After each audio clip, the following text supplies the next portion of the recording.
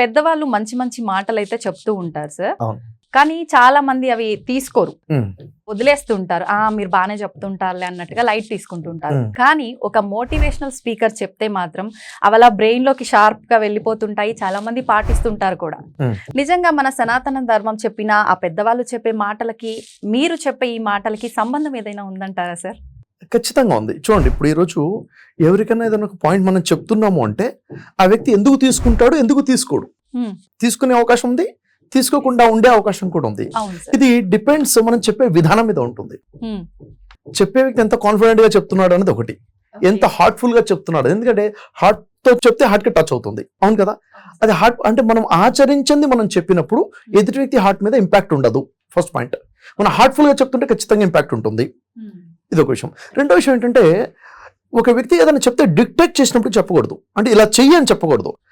ఇలా చెయ్యాలి అని అతను నిర్ణయం తీసుకునేలాగా మనం చెప్పాలి. అంటే నిర్ణయాలు మనం తీసుకోకూడదు, నిర్ణయాలు వాళ్ళు తీసుకునేలాగా వాళ్ళకి ఆలోచింప చేయాలి మాత్రమే. ఒక వ్యక్తిని ఆలోచింప చేస్తే జీవితం మొత్తం ముందుకెళ్తుంది. ఈ పని చేయంటే ఆ పని చేసి ఆగిపోతాడు, ఆ పని చేయంటే ఆ పని చేసి ఆగిపోతాడు. ఈరోజు పెద్దవాళ్ళు చెప్పే విధానం ఎలా ఉంటుందంటే ఇలా ఉండు, ఇలా ఉండకూడదు, ఇలా ఎందుకు ఉండాలో చెప్పరు, ఇలా ఎందుకు ఉండకూడదో చెప్పరు. ఎలా ఉండాలో ఎలా ఉండకూడదు వాళ్ళే నిర్ణయం తీసుకుంటారు. లాభ నష్టాలు మనం చెప్పాలి. అంటే కాజ్ అండ్ ఎఫెక్ట్, ఇలా చేస్తే ఇలా ఉండబోతుంది, ఇలా చేస్తే ఇలా ఉండబోతుంది. ప్రతి వ్యక్తి కూడా తన లైఫ్ బాగుండాలని కోరుకుంటాడు. ఎవరు కూడా నాశనం అనుకోరు. అయినా ఎందుకని నాశనమే మార్గంలో ఉన్నారంటే సరైన ఆలోచన లేకపోవటం వల్ల. సరైన సమయంలో సరైన ఆలోచన. మనం ఇవ్వాల్సింది కేవలం ఆలోచన మాత్రమే. మొదటి విషయం. పెద్దవాళ్ళు చెప్పే మాటలు కూడా తీసుకుంటాం, వాళ్ళు చెప్పే విధానం కరెక్ట్గా ఉంటే. అయితే మరి ఇప్పుడు మీరు చెప్పినట్టుగా మన సనాతన ధర్మము, పురాణాలు, మన గ్రంథాలు ఏవైతే ఉన్నాయో చూడండి, మనం ఏ మంచి చెప్పినా కానీ ఎక్కడో దగ్గర నుంచి ఏదో స్క్రిప్చర్ నుంచే ఉంటుంది. అది సనాతన ధర్మంగా మనం పిలువబడుతుండే వైదిక ధర్మం కానివ్వండి, లేక బైబిల్ నుంచి కానివ్వండి, ఇటు ఖురాన్ నుంచి కానివ్వండి, ఏదో గ్రంథంలో నుంచి తీసుకున్న విషయాలు, ఏదో ఒక మహానుభావుడో, ఒక ఋషో, ఒక మహారుషో, ఒక రాజఋషో చెప్పిన విషయాల్లో నుంచే ఉంటాయి. ఇప్పుడు లాంగ్వేజ్ మారింది, గ్రాంధిక భాషలు కాస్త ఇప్పుడు వాడుక భాషలోకి వచ్చేసాము. కానీ విషయం వెతికితే ఖచ్చితంగా ఎక్కడి నుంచో సోర్స్ ఒకటి ఉంటుంది. అంతే తప్ప మనం క్రియేట్ చేసి ఏం చెప్పట్లేదు. ఒక మంచిని ఎక్కడ క్రియేట్ చేయాల్సిన అవసరం లేదు.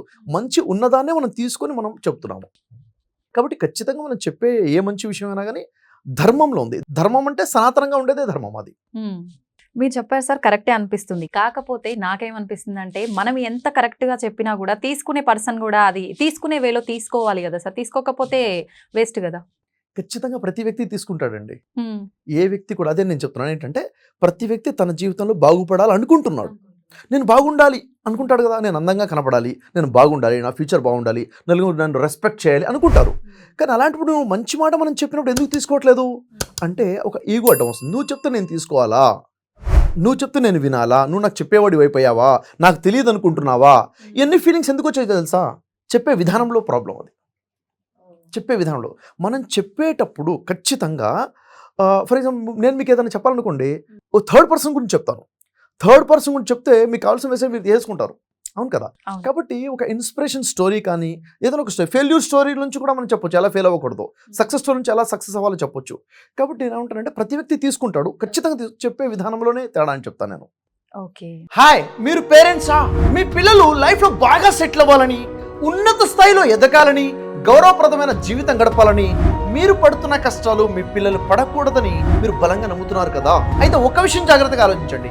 మీ పిల్లలు లైఫ్లో ఎదగడానికి కావాల్సిన టాలెంట్స్, క్యాపబిలిటీస్ ఎన్ని ఉన్నా కానీ ఈ కొన్ని కారణాల వల్ల వాళ్ళు సక్సెస్ అవడంలో వెనకబడిపోతారన్న విషయం మీకు తెలుసా? ఏంటా కారణాలు? చేసే పనుల్లో డిసిప్లిన్ లేకపోవడం, పనులను చేయకుండా చివరి క్షణం దాకా వాయిదా వేయడం, సమయాన్ని వృధా చేసుకోవడం, నలుగురితో కలవలేకపోవడం, కొత్తవారితో మాట్లాడాలంటే భయపడము, ఎంత చెప్పినా అలవాట్లని మార్చుకోకపోవడము, తల్లిదండ్రులు చెప్పిన మాటలను, పెద్దలు చెప్పిన మాటలను పట్టించుకోకపోవడం, ఏదైనా సమస్య ఎదురైతే భయపడిపోవడం, ఆందోళన చెందడం, స్ట్రెస్కి గురవడము, ఎమోషన్స్ని బ్యాలెన్స్ చేయలేకపోవడం, ఏం చెయ్యాలి అన్న విషయంలో స్పష్టత లేకపోవడం, సక్సెస్కి తప్పకుండా కావాల్సిన లీడర్షిప్ క్వాలిటీస్ లేకపోవడం. జాగ్రత్తగా ఆలోచించండి. మీ పిల్లలు ఎంత గొప్ప టాలెంట్స్ ఉన్నా, ఎన్ని క్యాపబిలిటీస్ ఉన్నా కానీ ఈ కారణాలే వారి సక్సెస్కి, వారి ఎదుగుదలకి ఆటంకంగా మారే అవకాశం ఉంది. మరేం చేయాలి? దానికోసమే మీ అందరికీ ఒక గుడ్ న్యూస్.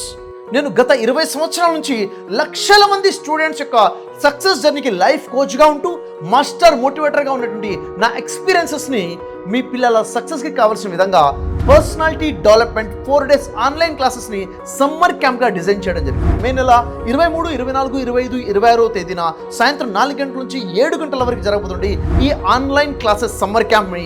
ఇది ఇంటరాక్టివ్ సెషన్ గా ఉండబోతుంది, యాక్టివిటీస్ బేస్డ్ సమ్మర్ క్యాంప్. మరి ఈ సమ్మర్ క్యాంప్ లో 8th క్లాస్ చదువుతున్న స్టూడెంట్ దగ్గర నుంచి నేను స్టూడెంట్ అని భావిస్తున్న ప్రతి ఒక్క వ్యక్తి కోసమే ఈ క్యాంప్. ఈ సమ్మర్ క్యాంప్ లో ఏదో 1-2 టాపిక్సే కాకుండా జీవితానికి ఉపయోగపడే 10 డిఫరెంట్ టాపిక్స్ మీద ఈ సమ్మర్ క్యాంప్ డిజైన్ చేయడం జరిగింది మీ పిల్లల్లో గొప్ప మార్పు తీసుకురావడం కోసం.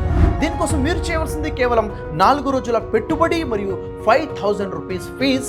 లేదండి మీకోసం స్పెషల్ ఆఫర్ 1,999 రూపీస్ మాత్రమే. ఇక ఆలస్యం ఎందుకు, వెంటనే మీ సీట్ బుక్ చేసుకోండి. కింద లింక్ ని ప్రెస్ చేయండి, మీ సీట్ బుక్ చేసుకోండి. మరిన్ని వివరాల కోసం కింద నెంబర్కి కాంటాక్ట్ చేయండి 9811220385.